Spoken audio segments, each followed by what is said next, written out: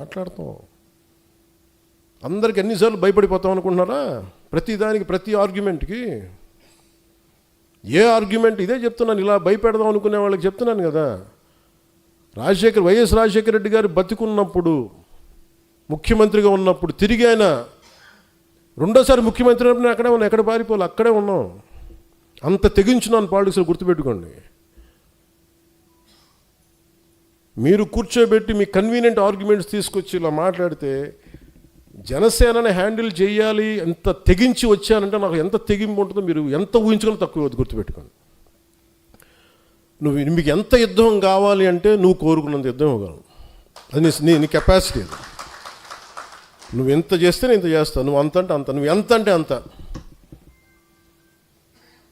కాకపోతే నేనంటే నేను చాలా విఘ్నత ఉన్నవాడిని, విచక్షణ ఉన్నవాడిని కాబట్టి నేను పరిధిలో మాట్లాడతాను.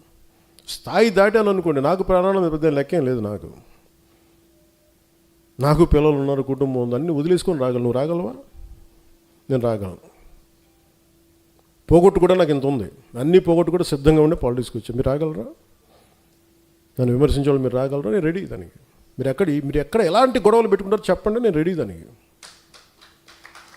మీ క్వశ్చన్ చాయిస్ మీకే ఇస్తున్నాను, అంతేగాని నన్ను రెచ్చగొట్టేయకండి అందరినీ. ఇదే రాజమండ్రిలో నా కన్వీనియంట్ ఆర్గ్యుమెంట్ కదా. అంటే ఈరోజు టాపిక్ ఎందుకు తీసుకున్నానంటే, విశ్లేషకుడు గురించి ఎందుకు తీసుకున్నానంటే, జగన్ అనే ఒక వ్యక్తి ఆయన జైలుకి వెళ్ళిపోతే పవన్కి ఏదో మరి వాళ్ళ పిచ్చి లాజిక్ ఏంటో నాకు అర్థం కాదు, కానీ ఆ తెలివితేటలు నాకు అర్థం కాదు. కానీ మరి అలాంటప్పుడు అదే తెలివితేటలు దాన్నే బేస్ చేసుకుని చంద్రబాబు గారు జైల్లో ఉన్నారు కాబట్టి రైట్ టైంలో పాలిటిక్స్ మనం ఇప్పుడు వెళ్ళిపోదాం, ముఖ్యమంత్రి అయిపోవచ్చు అనుకోవచ్చు కదా. అది కూడా పాసిబిలిటీ ఉంది కదా. అలా అనుకుంటే అయిపోతావా? అలా అనుకుంటే జరిగిపోతే ఏమో అన్నీ నువ్వు జరగచ్చు, జరగకపోవచ్చు. But that is not my value based కదా. నా మోరల్ ఫైబర్ వర్క్ అది కాదు, నా మోరల్ ఫ్రేమ్ వర్క్ అయితే అది కాదు. ధైర్యంగా నిలబడి మాట్లాడి, శత్రువు బలంగా ఉన్నప్పుడు కొడతాను నేను, గుర్తుపెట్టుకోండి.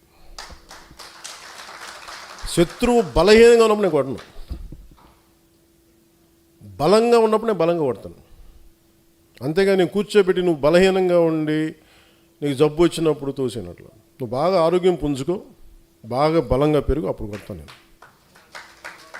అందుకని మీరు ఇవన్నీ కూర్చోబెట్టి నా దగ్గర వచ్చాయి. అలాగే టీవీ ఛానల్స్ కొన్ని ఉన్నాయి, మీరు 2-3 ఆర్టికల్స్ వేస్తారు, వెంటనే నేను ఈరోజు చెప్తున్నాను, అలాంటి అన్ని టీవీ ఛానల్స్ కానీ కొంతమంది సర్టన్ వెబ్సైట్స్,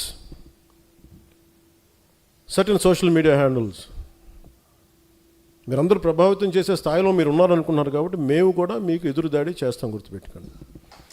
మీరు మమ్మల్ని వ్యక్తిగతంగా అంటే మేము కూడా మిమ్మల్ని అంతే ఈక్వల్ అండ్ ఆపోజిట్ అని చెప్పాను కదా. నువ్వు నన్నంటే నేను కూడా నిన్ను అంతే అంట, నువ్వేమంటావు నేను అదే అంట. చాయిస్ నీకు ఇస్తున్నా. ఎందుకంటే సహనం, మితిమీరిన సహనం చేతకంతనం అయిపోతుంది. దేవు మహర్షి